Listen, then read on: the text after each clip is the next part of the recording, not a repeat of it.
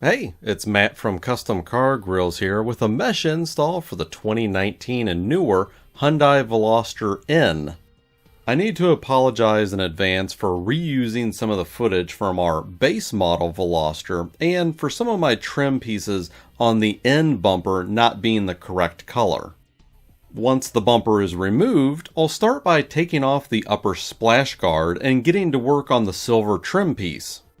The tabs on the bottom of the factory grille need to be released for the top of the trim piece to come out. A couple of flathead screwdrivers will come in handy for this step for prying those tabs loose. The bottom part of the silver cover is held in place by this black trim piece that's below it. Again, a couple flathead screwdrivers is all that's needed to release the tabs. When all of the tabs are released, the horizontal trim piece can be set off to the side for now. This now reveals a hidden screw that really frustrated me on the first time I attempted this install. Remove the screw on each side and then release the rest of the tabs around the perimeter of the grille. These aren't easy to budge, but with all of them taken care of, then the only thing holding the grille in is some rivets on the top edge by the splash guard area. The little rivets can be quickly worn down with a Dremel and a sanding drum attachment. At this point, the factory grille can be removed and set off to the side. Before I install the new mesh grille, the silver trim piece needs to be reinstalled back on the bumper. When I first did the install for this video, I was having issues with the top edge of that trim piece being loose. To help secure it on better, I grabbed some plastic repair epoxy. I like using Plyo Grip, but others like Smart Brand, 3M, or JB Weld Plastic Repair will work too. I'm just applying a small amount on the top edge, nothing built up too high. To even out some of the excess, I'll grab a small brush and start working it over. Make sure to not get any on the front edge, and try not to get any coming out of the back edge too. Then, just slip the trim piece back into place and verify that the lower edge of it snaps into the black plastic section that it came from. To make sure that this didn't move while it cured, I grabbed some clamps and loosely gripped them in this area. It's important that the tabs on this trim piece are fully extending back towards the engine bay as far as they can. Once the plastic repair material has cured, then I'll take the clamps off and now move on to a step that is optional.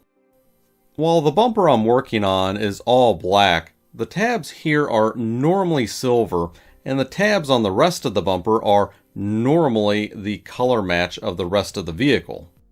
The install will look much better if all of these tabs are blacked out.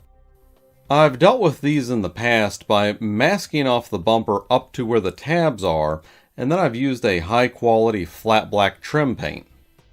This works really well, but when installing the mesh, there needs to be a lot of caution used to make sure that it doesn't get scratched off. A quick, cheap, and easy alternative can be to simply wrap a little black electrical tape around the tab to hide it. Next, let's take a look at the mesh piece that we have for sale on our website. This is pre-cut and pre-formed specifically for the 2019 and newer Veloster N model. We've made all the right cuts and all the right spots for a perfect fit every time. Installation is easy. The mesh just goes onto the back of the opening like so. The bent edge faces the front of the bumper and wraps around the plastic bumper edge. This will be a tight fit, and it needs to be centered just right before it gets pushed on. Some areas of the bumper, such as the lower edge, may need to be pulled down just a little bit for the mesh to go on. When it's all snapped in place, the bumper tabs should be sticking out like this. A quick look around the whole inside of the bumper will show that I was able to get the mesh in position all the way around. From the front, the mesh should look flush up against the back of the bumper. It's important to have this right before moving forward. Next, I'll grab an adhesive. For these types of installs, I like to use automotive goop, but keep in mind that that does take a while to cure. If a faster curing adhesive is needed, then a plastic repair epoxy like Plyo-Grip will be a better fit. With the goop though, I'm using a toothpick to apply the adhesive accurately right where the mesh and bumper make contact. It's important not to spill any through the front because that could wreck the whole project. I like to just take my time and make sure that I'm getting good contact of the mesh, bumper, and adhesive. The automotive goop takes 24 hours to cure properly, so plan this project accordingly if using that adhesive. While the goop is curing, there's a portion of the stock grill that is needed for our installation. I'm going to make a cut right here with my cutoff wheel so that I can get the plastic piece that's above the stock grill.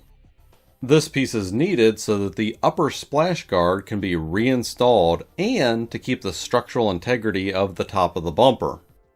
To bond the plastic piece back on the bumper, there's a variety of plastic repair adhesives that can be used.